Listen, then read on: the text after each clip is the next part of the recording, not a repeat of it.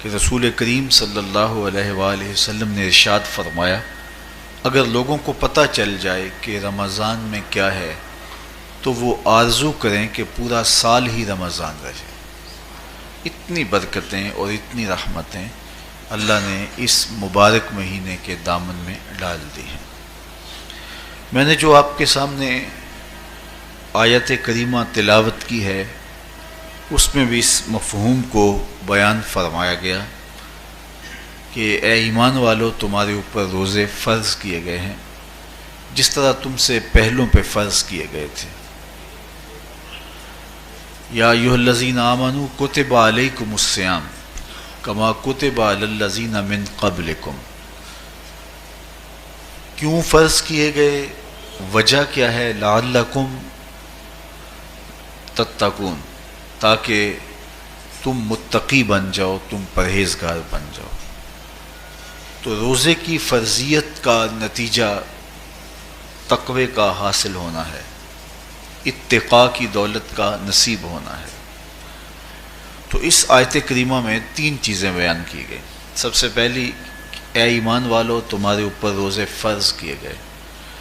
پھر دوسری بات، جس طرح تمہارے سے پہلوں پہ فرض کیے گئے۔ اور تیسری بات، تاکہ تمہیں تقوی کا نور نصیب ہو، تمہیں اتقاء کی دولت نصیب ہو۔ تو ایک تو روزے کی فرضیت کا حکم دیا گیا، اور دوسرا یہ تسلی دی گئی کہ یہ بھوک اور پیاس کی شدت تمہیں ہی نہیں کاٹنا پڑے گی، تم سے قبل بھی لوگ یہ عبادت کرتے رہے ہیں اور وہ اس مشکل عبادت سے تقوی کو حاصل کرتے رہے ہیں، اور تمہیں بھی ہم اس راستے سے تقوی نصیب کرنا چاہتے ہیں۔ علامہ حقی علیہ رحمہ نے لکھا ہے کہ ملک تحمور الثالث، یہ حضرت آدم علیہ السلام کی اولاد سے تیسرا بادشاہ گزرا ہے، اس کے زمانے میں قحط پڑ گیا تھا، تو اس نے اپنی قوم کو یہ حکم دیا کہ ایک وقت کا کھانا آپ کھا لیں اور ایک وقت کا کھانا بچائیں اور وہ قحط زدہ علاقوں میں بھیجیں۔ تو قوم نے اس حکم کو بصر و چشم قبول کیا اور ایک وقت کا فاقہ کاٹ کے اپنے ان بھائیوں کے لیے وہ کھانا بھیجتے جو قحط میں مبتلا تھے۔ قوم کی یہ ادا اللہ کو پسند آ گئی، اور وقت کے نبی پر وحی کی گئی کہ تمہارے اس عمل کو ہم عبادت قرار دیتے ہیں۔ تو حضرت آدم علیہ السلام کے بعد متصل ہی یہ عبادت فرض کی گئی، اور پھر جتنی بھی ملتیں، قومیں اور امتیں آئیں ان میں روزے کی تحسین کی گئی اور روزے کی تلقین کی گئی۔ پرانی جتنی بھی کتابیں ہیں، اناجیل ہیں، تورات ہے، اس میں روزہ داروں کی تعریف موجود ہے۔ اور حضور علیہ السلام جب اس دنیا پہ تشریف فرما ہوئے تو آقا کریم روزے کی فرضیت سے پہلے بھی روزے رکھتے تھے۔ ویسے روزہ سن 2 ہجری کو فرض ہوا ہے، شعبان المعظم کے مہینے میں، لیکن اس سے قبل بھی ایام 20 کے حضور روزے رکھتے تھے، اور اس کے علاوہ بھی مختلف ایام میں اللہ کے محبوب روزے رکھتے تھے۔ روزے کی فرضیت کے بعد حضور علیہ السلام کی زندگی میں کل 9 رمضان آئے ہیں، جس میں 7 29 کے تھے اور 2 30 کے تھے۔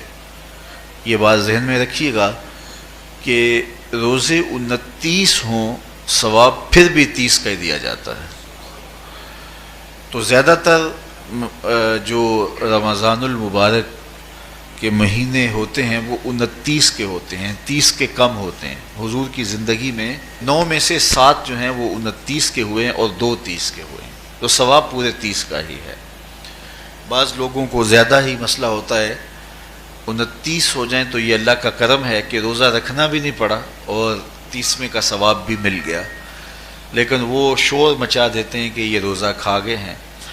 میرا نہیں خیال کہ کسی کو اپنے ذمے اتنی بڑی امت کا بوجھ لینے کی پریشانی ہو اور وہ خام خواہ ایک روزے کے لیے پوری امت کا بوجھ اپنے کندھوں پہ ڈال لے. تو 29 روزے ہوں یا 30 ہوں، اللہ ثواب پورے 30 کا ہی عطا کرتا ہے. روزہ اللہ تعالیٰ جل شانہ کی رضا اور اس کی محبت کے حصول کا ذریعہ ہے، اور اس کا عملی نتیجہ جو اس آیت کریمہ میں بیان کیا گیا وہ تقوی ہے. لعلکم تتقون. روزہ اس لیے فرض کیا گیا کہ تمہیں تقوی نصیب ہو جائے، اتقاء کی دولت نصیب ہو. اب سوال یہ ہے، کیا تقوی بھوک اور پیاس سے حاصل ہوتا ہے؟ پیاس کاٹنے سے، بھوک کاٹنے سے کیا تقوی نصیب ہو جاتا ہے؟ صبح سے لے کر شام تک روزہ رکھنے کی تلقین کی گئی.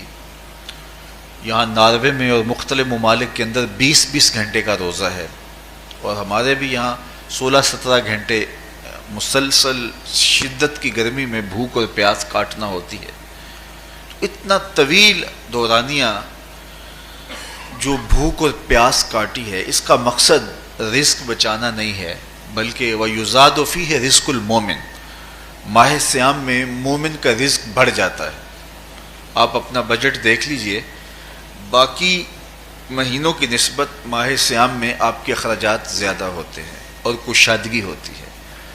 تو یہ کوئی خوراک بچاؤ مہم نہیں ہے، بلکہ رزق تو بڑھ جاتا ہے، لیکن اس کے باوجود 20 گھنٹے، 17 18 گھنٹے پیاس اور بھوک کاٹنا، اس کا کوئی مقصد ہے تو وہ مقصد قرآن نے بیان کیا کہ اس کے نتیجے میں تمہیں اتقاء کی دولت ملے گی، تمہیں تقوی کا نور نصیب ہوگا.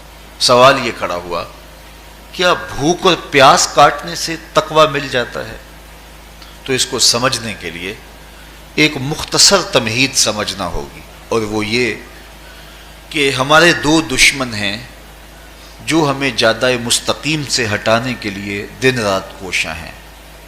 ایک شیطان اور دوسرا نفس. یہ 2 دشمن ہیں جو ہماری متاع عمل، ہمارا خلوص، ہماری للہیت، ہمارا باطن لوٹنے کے لیے ہر وقت مستعد اور فعال رہتے ہیں.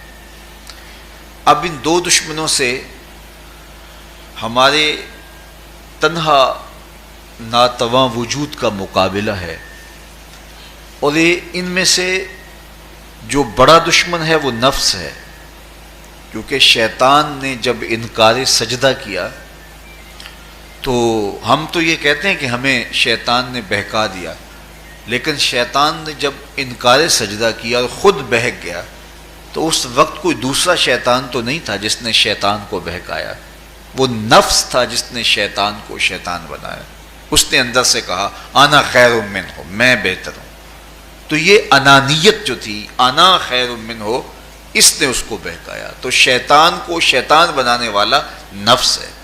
تو نفس شیطان سے بھی بڑا دشمن ہے. ایک بزرگ تھے، وہ ساری زندگی اپنی زبان پہ انا کا لفظ نہیں آنے دیتے تھے. اس مفہوم کو بیان کرنا ہوتا تو وہ با الفاظ دیگر بیان کرتے. میں کا لفظ، انا کا لفظ وہ اپنی زبان پہ ساری زندگی انہوں نے جاری ہی نہیں ہونے دیا. کہتے تھے اس لفظ نے شیطان کا بیڑا غرق کر دیا، تو میں یہ لفظ زبان پہ آنے نہیں دوں گا. اچھا، بندے بھی بڑے عجیب ہوتے ہیں. کسی نے کہا لو ان کی زبان پہ یہ لفظ آتا کیوں نہیں، میں جاتا ہوں اور ان کی زبان پہ یہ لفظ آئے ہی آئے. چلے گئے. بزرگ تشریف فرما تھے، نماز کا وقت قریب ہو رہا تھا. حضرت ایک مسئلہ پوچھنے آیا ہوں. کہا پوچھیے. شیطان کو کس چیز نے برباد کیا؟ حضرت آپ تو بولیں گے کہ میں نے، آنا نے. تو کہوں گا جیسے بھی ہوا ان کے زبان پہ لفظ میں تو آ ہی گیا نا. تو وہ بزرگ بھی بڑے سیانے تھے، اس کی نیت کا کھوٹ سمجھ گئے. فرمانے لگے بیٹا نماز کا وقت ہو گیا ہے، نماز پڑھ لیتے ہیں پھر اس پہ بات ہوتی ہے. نماز ہوئی، سلام پھرا تو خود ہی فرمانے لگے کسی نے کہا تھا کہ شیطان کو کس چیز نے برباد کیا، جواب دینا چاہ رہا ہوں. کس نے پوچھا تھا؟ جھٹ کھڑا ہو گیا، میں نے. کہا اسی چیز نے اس کا بیڑا غرق کر دیا. تو جو نفس تھا وہ شیطان کو شیطان بنانے والا ہے. تو ہمارے ساتھ نفس بھی لگا ہوا ہے، ہمارے پیچھے شیطان بھی لگا ہوا ہے. شیطان بھی بڑا مکار دشمن ہے، چھوٹا دشمن یہ بھی نہیں ہے۔ یہ ہماری متاع عزیز کو، متاع ایمان کو، متاع عمل کو، متاع خلوص کو لوٹنے کے لیے دن رات مستعد اور فعال رہتا ہے۔ اللہ کے محبوب نے فرمایا الشیطان جاسم علی قلب ابن آدم فاذا ذکر اللہ خانس واذا غفل وسوس۔ شیطان اولاد آدم کے دل پہ قبضہ جما کے بیٹھ جاتا ہے، جب یہ اللہ کا ذکر کرتا ہے تو بھاگ جاتا ہے، اور جب یہ اللہ کے ذکر سے غافل ہوتا ہے تو یہ وسوسہ اندازی کرتا ہے۔ تو شیطان اولاد آدم کے دل پہ قبضہ جماتا ہے، اسے پتہ ہے کہ دل قابو میں آ گیا تو پورا بدن قابو میں آ گیا، چونکہ میرے اعضائے بدنیاں میرے دل کے تابع ہیں۔ موسم اچھا ہے، رت سہانی ہے، صحن چمن میں پھول کھلے ہیں، لیکن میرا دل نہیں چاہ رہا تو ٹانگیں جنبش ہی نہیں کریں گی، مرغن غذائیں سامنے پڑی ہیں اور آپ کا تقاضا ہے کہ جناب لے لیجئے، لیکن میرا جی نہیں چاہے گا تو ہاتھ جنبش نہیں کریں گے۔ آسمان ستاروں اور کہکشاؤں سے بھرا ہوا ہے، جی نہیں چاہے گا تو نظر نہیں اٹھے گی۔ آپ سماعتیں بچھائے بیٹھے تھے، جی نہیں چاہے گا زبان نہیں بولے گی۔ تو پورے آزاد دل کے تابع ہیں، اور اگر دل شیطان کے تابع ہو گیا، اس کے ہتھے چڑھ گیا، تو پھر اعضاء وہی کریں گے جو شیطان چاہے گا۔ اور اگر یہ دل مالک کی محبت سے سرشار ہوگا تو پھر دل جو چاہے گا وہی اعضاء کریں گے، تو دل اللہ کی نافرمانی کی چاہت ہی پیدا نہیں ہونے دے گا، تو اعضائے بدنیاں کا رخ بھی اللہ کی رضا کے حصول کے لیے ہوگا۔ تو شیطان بھی قبضہ دل پہ جماتا ہے اور دل کو قابو میں کر کے حضرت انسان کا بیڑا غرق کرتا ہے۔ اللہ تعالیٰ کا کرم یہ ہوا اذا جاء رمضان سلسلۃ الشیاطین، اللہ کے محبوب علیہ السلام ارشاد فرماتے ہیں جب ماہ صیام آتا ہے تو شیاطین جکڑ دیے جاتے ہیں، جنت کے دروازے کھول دیے جاتے ہیں، جہنم کے دروازے بند کر دیے جاتے ہیں۔ اب ہمارے دو دشمن تھے، ایک نفس اور دوسرا شیطان، دونوں کے مقابلے میں ناتواں اور کمزور جان کو مقابلے میں آنا پڑتا تھا، لیکن جب ماہ صیام آیا، یہ ماہ انور آیا، تو ہمارے دو دشمنوں میں سے ایک دشمن باندھ دیا گیا۔ اب ہمارا مقابلہ صرف ایک دشمن سے رہ گیا۔ دیکھیے ماہ رمضان آتا ہے تو مسجدوں کے در کشادہ ہو جاتے ہیں، لوگوں کا رجحان دین کی طرف ہوتا ہے، جو 5 نمازیں بھی نہیں پڑھتے ہوتے ان کو تراویح میں بھی کھڑا ہوتا دیکھتے ہیں، اہتمام ہوتا ہے، نیکی کا، صدقہ و خیرات کا ماحول پیدا ہوتا ہے۔ ایسا کیوں ہے کہ شیطان بند گیا، لیکن اس کے باوجود نظر بھٹک رہی ہے، خیالوں میں آوارگی ہے، اور رشوت کا بازار گرم ہے، کیوں کہ ابھی نفس موجود ہے۔ تو نیکی کا جو ماحول پیدا ہوا یہ شیطان کے بند جانے کی وجہ سے، اور برائی کا ماحول اب بھی موجود ہے یہ نفس کے موجود ہونے کی وجہ سے۔ تو ہمارے دو دشمن ہیں جو ہمیں جادہ مستقیم سے ہٹاتے ہیں، ایک شیطان اور دوسرا نفس۔ اب جب ماہ صیام آیا تو شیطان باندھ دیا گیا، اب ہمارا مقابلہ صرف نفس سے ہے، اور یہ نفس شیطان سے بھی بڑا دشمن ہے۔ شیطان کو شیطان بنانے والا نفس ہے، اور وہ ہمارے ساتھ جڑا ہوا ہے۔ ماہ صیام میں شیطان تو بند گیا لیکن نفس نہیں بندھا۔ اب ہمیں اپنے نفس کو کمزور کر کے اور اپنی فتح حاصل کرنی ہے اور تقوی کی منزل کو پانا ہے۔ اب شیطان تو اللہ نے باندھ دیا، اب نفس کو کیسے باندھیں؟ تو آئیے نفس کی بندش کیسے ہوگی یہ کسی ایکسپرٹ سے پوچھیں گے کہ یہ کیسے اس کو باندھیں گے، اس کو کیسے قابو میں کریں گے۔ تو کسی ایسے شخص سے پوچھیں جو اس شعبے کا ماہر ہو۔ تو علامہ اقبال کے مرشد ملا جلال الدین رومی علیہ رحمہ کہتے ہیں آؤ تمہیں میں ایک معالج کا پتہ دیتا ہوں جو تمہیں اس بیماری کا علاج بتائے گا اور اس کی بندش کے طریقے بتائے گا۔ شیخ رومی علیہ رحمہ فرماتے ہیں ہفت شہر عشق را اتار گشت ما ہنوز اندر خم یک کوچام۔ عشق کے 7 شہر شیخ فرید الدین اتار گھوم چکے ہیں، اور میرے جیسا شخص عشق کے پہلے شہر کی پہلی گلی کے کونے پہ کھڑا ہے۔ اب اندازہ کیے کہ جن کا پتہ حضرت ملا جلال الدین رومی دے رہے ہیں وہ کس بلند مرتبے پہ فائز المرام ہے۔ فرمایا کہ وہ عشق کے 7 شہر گھوم چکے ہیں اور میں پہلے شہر کی پہلی گلی کی نکر پہ کھڑا ہوں۔ اب شیخ فرید الدین علیہ رحمہ سے پوچھئے کہ شیطان تو بند گیا، اب نفس کا وبال ہمارے اوپر پڑ رہا ہے، اور ہم اس کے باوجود ماہ صیام کے اندر گناہوں میں منہمک ہیں، تو ہمیں بتایا جائے کہ اس نفس کا علاج کیسے کیا جائے۔ ہمیں آپ کا پتہ بتایا گیا ہے۔ تو شیخ فرید الدین عطار بولے، نفس نتواں کشت الا باسے چیز، بات گوئم یاد گیرش اے عزیز۔ نفس نہیں مرتا، لیکن اگر 3 اسلحے تیرے پاس ہوں تو یہ ٹھہر بھی نہیں سکتا۔ وہ 3 اسلحے کون سے ہیں؟ خنجر خاموشی و شمشیر جو، نیزائے تنہائی و ترک ہجو۔ خاموشی کا خنجر، بھوک کی تلوار اور تنہائی کا نیزہ، یہ 3 اسلحے ایسے ہیں، اگر تو یہ لے کر کے نفس پہ ٹوٹ پڑے تو پھر نفس کا مقابلہ تیرے لیے آسان ہوگا۔ خنجر خاموشی، خاموشی کا خنجر، اللہ کے محبوب علیہ السلام نے فرمایا من صامت نجا، جو خاموش ہو گیا وہ نجات پا گیا، کیونکہ انسان کی زندگی کی زیادہ آفتیں اس کی زبان کی وجہ سے ہیں۔ آپ اپنے گناہوں کا اور میں اپنے گناہوں کا اگر احتساب کروں تو ہمیں سب سے زیادہ گناہ زبان کے ملیں گے۔ آنکھیں بھی گناہ کرتی ہیں، ہاتھ بھی گناہ کرتے ہیں، پاؤں بھی گناہ کرتے ہیں، لیکن سب سے زیادہ گناہ زبان کرتی ہے۔ جھوٹ بھی بولتی ہے، غیبت بھی کرتی ہے، شکوہ بھی کرتی ہے، گالی سب و شتم اور کیا کچھ زبان کے گناہ ہیں۔ اسی لیے اللہ کے محبوب نے فرمایا جو تمہارے 2 جبڑوں کے درمیان ہے، یعنی زبان، اور 2 ٹانگوں کے درمیان ہے تمہاری پارسائی کی جگہ، تم ان 2 چیزوں کی مجھے ضمانت دے دو، میں محمد تمہیں جنت کی ضمانت دے دیتا ہوں۔ تو انسان کے سب سے زیادہ گناہ زبان کے ہیں اور اس کی پارسائی کی جگہ کے۔ تو اس لیے میرے حضور نے فرمایا من صمت نجا، جو خاموش ہو گیا وہ نجات پا گیا۔ خنجر خاموشی، خاموشی کا خنجر نفس کشی کا ایک مؤثر ذریعہ ہے۔ اور دوسری بات بشمشیر جو، اور بھوک کی تلوار، تو بھوک سے نفس کا مقابلہ کیا جا سکتا ہے، بھوک کی تلوار سے نفس کا سر کاٹا جا سکتا ہے۔ اللہ کے محبوب کا فرمان سنیے، یا معاشر الشباب من استطاع منکم الباء فلیتزوج فإنہ اغض للبصر واحسن للفرج فمن لم یستطع فعلیہ بالصوم فإنہ لہ وجاء۔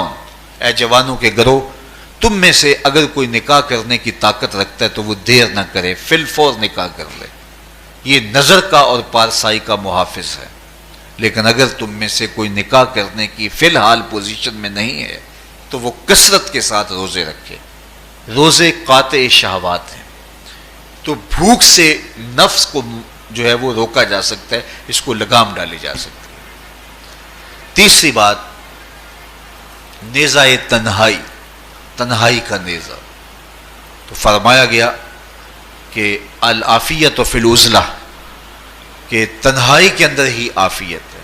جب مجلسوں میں غیبت کی بدبو پھیلتی ہو اور چغلی کا ماحول معاشرے کا جزو لا ینفک بن جائے، اور مجالس کے اندر نظروں کی پاکیزگی کا قائم رہنا مشکل ہو جائے، اور انسان کی زندگی کے اندر گناہوں کا بہت بڑا سبب مجلسی زندگی ہو، تو پھر اس سے تنہائی بہتر ہے۔ حضرت شاہ نقشبند بخاری فرماتے ہیں کہ فقیر کے لیے سب سے اچھی جگہ اللہ کا گھر مسجد ہے، یا کسی کامل صالح شخص کی صحبت ہے، اور یا پھر تنہائی ہے۔ چوتھی جگہ ہلاکت کے علاوہ اور کچھ نہیں ہے۔ ہمیں اپنے کاروبار میں، اپنے معاملات میں، اپنی ملازمتوں میں جانے کی تلقین کی گئی، تو وہاں یہ تلقین کی گئی کہ دیر سے جاؤ جلدی واپس آ جاؤ، اور مسجد میں جاتے ہوئے تلقین کی گئی کہ جلدی جاؤ اور دیر سے واپس آؤ۔ لیکن ہم مسجد کے دروازوں پہ جب دور موجود میں رش دیکھتے ہیں کہ لوگ بہت جلدی نکلنا چاہتے ہیں، حتیٰ کہ کندھوں سے کندھے ٹکرا رہے ہوتے ہیں کہ جلدی سے باہر نکل جائیں، حالانکہ وہ عافیت کی جگہ ہے، 2 منٹ زیادہ بھی ہو جائیں تو کوئی حرج نہیں ہے۔ اور ایسے لوگوں کو بھی نکلنے میں جلدی کرتے ہوئے دیکھا ہے کہ لگتا تو یہ تھا کہ شاید یہ انہوں نے کسی ضروری کام پہ جانا ہے، لیکن باہر نکل کے بازار میں پھٹے پہ بیٹھے تھے اور مسجد سے نکلنے کی جلدی بہت تھی۔ تو مسجد میں جلدی جاؤ اور دیر سے واپس آؤ، اور بازار میں دیر سے جاؤ اور جلدی واپس آؤ، لیکن ہمارے رویے اس کے برعکس ہو گئے۔ تو تنہائی میں عافیت ہے، خاموشی میں عافیت ہے، اور بھوک میں عافیت ہے۔ اور یہ ساری چیزیں روزے میں میسر ہیں۔ فرمایا تم سے اگر کوئی شخص الجھے، بحث کرے، لڑائی کرنا چاہے تو تم اسے کہو انی صائم، میں نے روزہ رکھا ہوا ہے۔ اسی طرح جو ہے وہ روزے سے آپ کو یکسوئی ملے گی، قرآن مجید کی تلاوت کا ماحول ہوگا اور تم بھوک کاٹو گے، اور یہ تینوں چیزیں تمہارے نفس کو کمزور کرنے والی ہیں۔ شیطان بند گیا، نفس کمزور ہو گیا، اور جب نفس کمزور ہو گیا، کمزور ہوتا ہے، یہ نفس مرتا نہیں ہے۔ یہ تو کوئی ہے باج فقیراں کسے نہیں ماریا، باہو ظالم چور اندر دا، یہ اندر والا چور جو ہے وہ اتنی آسانی سے قابو آتا ہی نہیں ہے، یہ پھر سر اٹھا لیتا ہے۔ اس کو جتنا کچلو، یہ کچھ عرصے کے بعد تھوڑی سی خوراک ملتی ہے تو پھر سر اٹھا لیتا ہے۔ حضرت بایزید بستامی کہتے ہیں میں نے اپنے نفس کو ایک دن کہا کہ میں تجھے خوراک بھی نہیں دیتا اور تو پھر بھی موٹا تازہ ہے، تو میرے نفس نے مجھے کہا کہ اے بایزید جب تم بازار سے گزرتے ہو تو لوگ انگلیاں اٹھا اٹھا کہتے ہیں یہ بایزید جا رہا ہے، یہ بایزید جا رہا ہے، تو مجھے میری غذا اور خوراک اس سے مل جاتی ہے۔ تو یہ خوراک ہوتی ہے نفس کی۔ تو نفس بہت ظالم ہے اور ساری زندگی اس سے لڑتے ہوئے گزرتی ہے۔ وہ کسی نے کہا تھا نا تمام عمر طوفان سے کھیلتے گزری، نیا کے ڈوبنے کا ڈر بھی رہا۔ تو یہ ساری زندگی اس طرح ٹکراتے ہوئے سے گزرتی ہے، لیکن جب کمزور ہو جائے تو پھر یہ شیطان کو جو ہے وہ موقع نہیں دیتا ہے۔ لیکن اگر نفس اگر ماہ صیام میں ہمارا کمزور نہ ہوا، صرف ہم نے بھوک ہی کاٹی اور باقی اپنے معمولات وہی رکھے، تو میرے حضور نے فرمایا جس نے جھوٹ اور برے کام نہیں چھوڑے اور جھوٹے کام ترک نہیں کیے، اس کے بھوکا اور پیاسا رہنے کی اللہ کو کوئی ضرورت نہیں ہے۔ روزہ تو ایک مشق تھی، یہ تو باطن کی تطہیر کا ایک ذریعہ تھا، یہ تو من کی تہذیب کا ایک ذریعہ تھا، یہ تو نفس کی شر سے اپنے آپ کو بچانے اور شیطان کے مکر و فریب سے بچانے کا ایک ذریعہ تھا۔ دیکھیے شیطان بند جاتا ہے ماہ صیام میں، حدیث واضح ہے، لیکن نفس موجود رہتا ہے۔ اگر نفس کمزور ہو گیا تو شیطان چھٹ کے بھی کچھ نہیں کرے گا، کیونکہ شیطان باہر کا دشمن ہے، نفس اندر کا دشمن ہے۔ جب تک اندر والا دشمن ساتھ نہیں دیتا، باہر والا دشمن کچھ نہیں کر سکتا۔ ہمارے دیہاتوں میں چوری ہو جائے تو بوڑھے بزرگ سر جوڑ کے بیٹھ جاتے ہیں کہ چور کہاں سے آیا، کیسے آیا، تو ایک نقطے پہ سارے متفق ہوتے ہیں کہ اندر کا کوئی بھیدی ضرور موجود ہے۔ اگر اندر کا کوئی بھیدی موجود نہیں ہے تو چور باہر سے آ کے حملہ آور ہو ہی نہیں سکتا ہے۔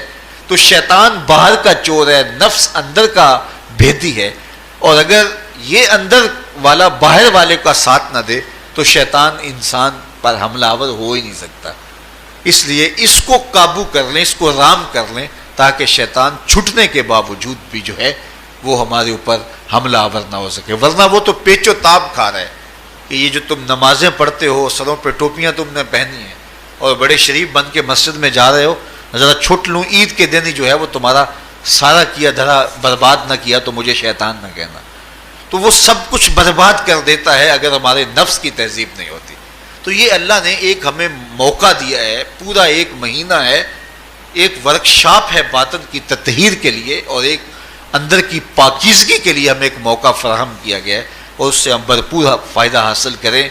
قرآن مجید کی کثرت کے ساتھ تلاوت، صلاۃ التراویح میں شمولیت اور خاموشی کا اختیار کرنا، اور جو ہے وہ اللہ کے ذکر فکر کی طرف متوجہ رہنا اور بھوک کاٹنا، اس کا عملی نتیجہ یہ ہوگا کہ اتقاء کی دولت نصیب ہوگی۔ دیکھیے ماہ صیام میں ہمیں ان کاموں سے بھی روک دیا گیا جو کہ کام جائز تھے، کھانا پینا اور جو ہے وہ اپنی منکوحہ سے جنسی تعلق، یہ تو وہ امور تھے کہ جو جائز تھے، مشروع تھے، لیکن اوقات روزہ میں ان جائز کاموں سے بھی ہمیں روک دیا گیا۔ اس فلسفے کو ہمیں سمجھنا ہوگا کہ جو کام شریعت میں جائز تھے، مشروع تھے، روزہ ان سے بھی رک جانے کا نام ہے، اور جو چیزیں شریعت میں جائز ہی نہیں ہیں، جھوٹ بولنا ہے، غیبت کرنا ہے، بد نگاہی ہے اور دیگر برے اعمال ہیں، تو یہ چیزیں تو روزہ نہ بھی ہو پھر بھی ناجائز ہیں۔ تو جو چیزیں جائز تھی روزے میں ان سے بھی منع کر دیا گیا، اور جو چیزیں ناجائز ہیں تو اگر کوئی شخص ان چیزوں سے نہیں رکتا تو پھر اس نے روزہ کیا رکھا۔ ایک بندہ بھوک کاٹتا ہے لیکن جھوٹ بولتا ہے، ایک بندہ پیاس کاٹتا ہے لیکن غیبت کرتا ہے، ایک بندہ صبح سے شام تک نہ کچھ کھاتا ہے نہ کچھ پیتا ہے لیکن رشوت لیتا ہے، پھر مجھے بتائیے اس نے روزہ کیا رکھا؟ روزہ تو ایک مشق تھی کہ جو چیزیں جائز تھی ان سے بھی منع کر دیا گیا، ان سے بھی روک دیا گیا، اور جو ناجائز تھی وہ تو پہلے ہی ناجائز تھی، روزے کے بغیر بھی